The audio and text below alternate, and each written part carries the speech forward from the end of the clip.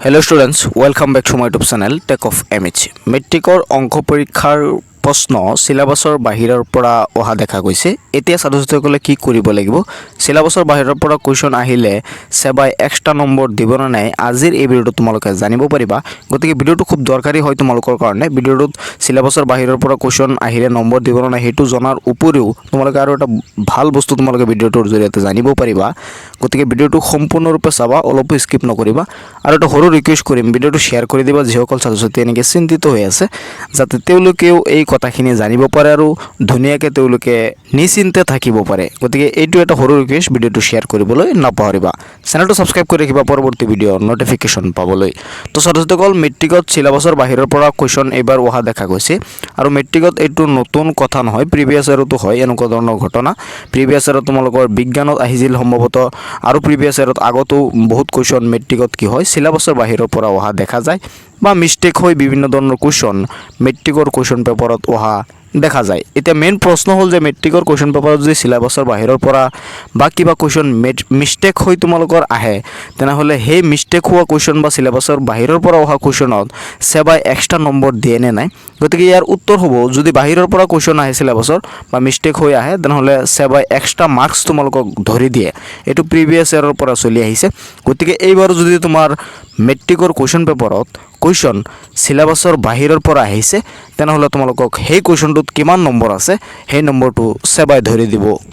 বহুত ছাত্ৰছাত্ৰী এই বিষয়টোৰ ওপৰত কনফিউজনত আছিলা যে মেট্ৰিকত সিলেবাসৰ বাহিৰৰ পৰা কুৱেশ্যন আহিলে সেই কুৱেশ্যনৰ নম্বৰ দিয়ে নে নাই।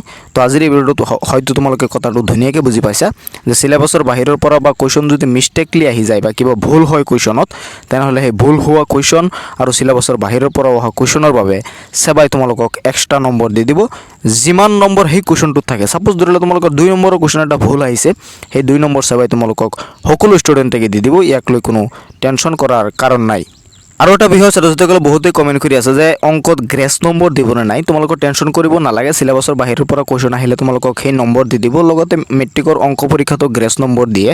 মই কালি এটা ভিডিঅ' আপলোড কৰিছিলোঁ আৰু সেই ভিডিঅ'টো তোমালোকে ধুনীয়াকৈ বুজাই দিছোঁ যে অংক পৰীক্ষাতো মেট্ৰিকত গ্ৰেছ নম্বৰ দিয়ে। যদি তুমি ভালকৈ বাকীকেইটা ছাবজেক্টত নম্বৰ পোৱা, ভাল নম্বৰ যদি তুমি পোৱা, নিশ্চয় তোমালোকক অংক পৰীক্ষাত গ্ৰেছ মাৰ্ক সেবাই দিব। প্ৰিভিয়াছ ইয়াৰৰ পৰা গ্ৰেছ মাৰ্কৰ নিয়মটো সেবাৰ চলি আহিছে তোমালোকে জানা। গতিকে অংক পৰীক্ষাত যদি তুমি 5 বা 6ৰ কাৰণে ফেইল কৰা, টেনশ্যন কৰিব নালাগে, তোমালোকক সেবাই গ্ৰেছ মাৰ্ক দি দিব। ভিডিঅ'টোৰ প্ৰথমতে মই তোমালোকক কৈছিলোঁ যে এটা ভাল কথা তোমালোকক এই ভিডিঅ'টোৰ লগত শ্বেয়াৰ কৰিম। সেইটো হ'ল তোমালোকে কি কৰিব লাগিব, এতিয়া অংক পৰীক্ষা যিহেতু তোমালোকৰ বেয়া হৈছে, গতিকে অংক পৰীক্ষাৰ টেনশ্যনত তোমালোকে বাকী যি পৰীক্ষা আছে তোমালোকৰ সেই পৰীক্ষা বেয়া কৰি দিব নালাগে। তেনেহ'লে কিন্তু তোমালোকে গ্ৰেছ মাৰ্ক নোপোৱা, কাৰণ বাকী আছে তোমালোকৰ ইলেক্টিভত যদি তুমি ফেইল কৰা, তেনেহ'লে কিন্তু ইলেক্টিভত গ্ৰেছ মাৰ্ক দিয়াৰ নিয়ম নাই। ইলেক্টিভত কোনেও গ্ৰেছ মাৰ্ক তোমালোকক নিদিয়ে। গতিকে ইলেক্টিভত ভাল মাৰ্কছ পাব লাগিব। ইলেক্টিভত ভাল মাৰ্কছ পালেহে মেথছত তোমালোকৰ গ্ৰেছ মাৰ্ক পোৱাৰ সম্ভাৱনা বাঢ়ি যায়। গতিকে মেথছৰ টেনশ্যনত তোমালোকে এতিয়া ইলেক্টিভ বেয়া কৰি নিদিবা, বা বাকী তোমালোকৰ যি পৰীক্ষা আছে সেই পৰীক্ষা যাতে তোমালোকৰ বেয়া নহয় সেই কথাটো তোমালোকৰ ধ্যান দিব লাগিব। মেথছৰ টেনশ্যনত তোমালোকৰ বাকী পৰীক্ষা বেয়া নকৰিবা। এইচএছত বহুত ছাত্ৰছাত্ৰী এনেকুৱা কৰিছিল, ইংলিছৰ চিন্তাত তেওঁলোকে বাকী যি পৰীক্ষা আছে সেই পৰীক্ষা বেয়া কৰা দেখা গৈছিল। গতিকে তোমালোকে মেথছৰ চিন্তাত বাকী পৰীক্ষা বেয়া নকৰিবা। যি হ'ল এতিয়া তোমালোকৰ নেক্সট যি এক্সাম আছে সেই নেক্সট এক্সামৰ কাৰণে তোমালোকে ভালকৈ প্ৰিপাৰেশ্যন আৰম্ভ কৰি দিয়া, আৰু নেক্সট এক্সাম দিয়া ৰিজাল্টৰ সময়ত তোমালোকে চাবা নিশ্চয় তোমালোকে মেথছত এটা ভাল নম্বৰ পাইছা। যিহেতু মেথছৰ কুৱেশ্যন পেপাৰ টান আহিছে বুলি ইতিমধ্যে সকলোৱে গম পাইছে। গতিকে সেবাৰ তৰফৰ পৰা বা যেতিয়া তোমালোকৰ মেথছৰ বহি চেক কৰা হ'ব পাৰে তোমালোকৰ বহি অলপ তেওঁলোকে ঢিলাকৈ চাব, লগতে গ্ৰেছ মাৰ্কৰ ব্যৱস্থাও আছে।